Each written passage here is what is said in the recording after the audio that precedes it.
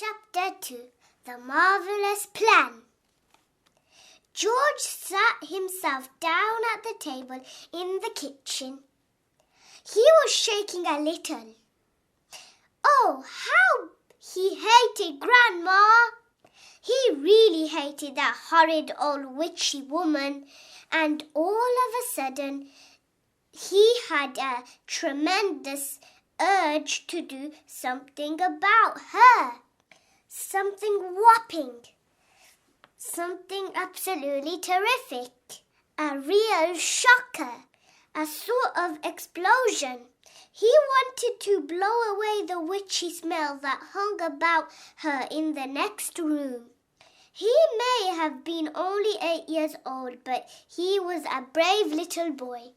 He was ready to take this old woman on. I'm not going to be frightened by her, he said softly to himself. But he was frightened, and that's why he wanted suddenly to explode her away.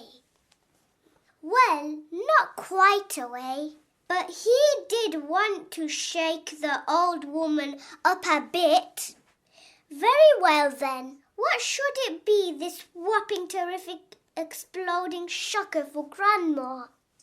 He would have liked to put a firework banger under her chair, but he didn't have one.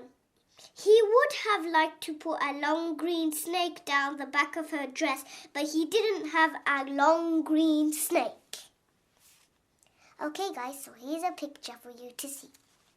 He would have liked to put 6 big black rats in the room with her and lock the door, but he didn't have 6 big black rats. As George sat there pondering this interesting problem, his eye fell upon the bottle of Grandma's brown medicine standing on the sideboard. Rotten stuff it seemed to be. 4 times a day, a large spoonful of it was shoveled into her mouth, and it didn't do her the slightest bit of good. She was always just as horrid after she'd had it as she'd been before. The whole point of medicine surely was to make a person better.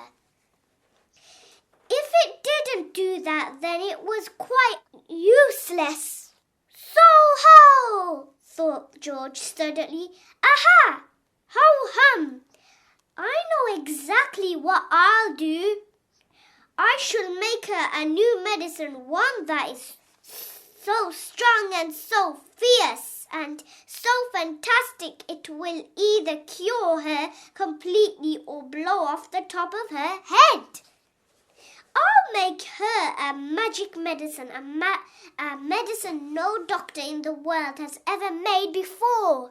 George looked at the kitchen clock. It said 10:05. There was nearly an hour left before Grandma's next dose was due at 11.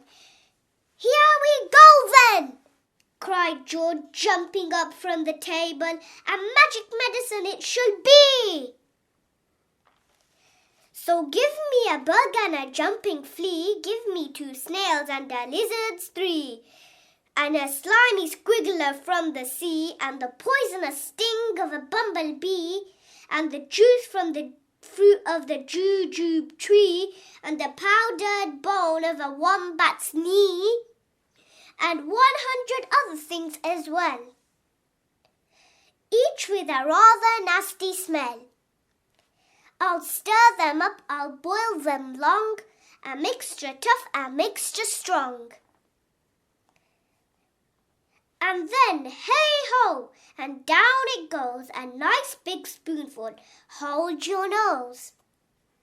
Just gulp it down and have no fear. How do you like it, Granny dear?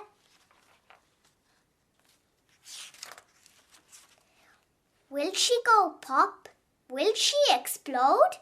Will she go flying down the road? Will she go poof in a puff of smoke? Start fizzing like a can of Coke? Who knows? Not I. Let's wait and see.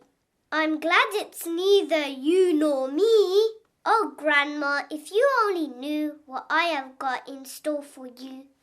Okay, guys, that was chapter 2. I look forward to joining you with chapter 3. Bye for now. Bye.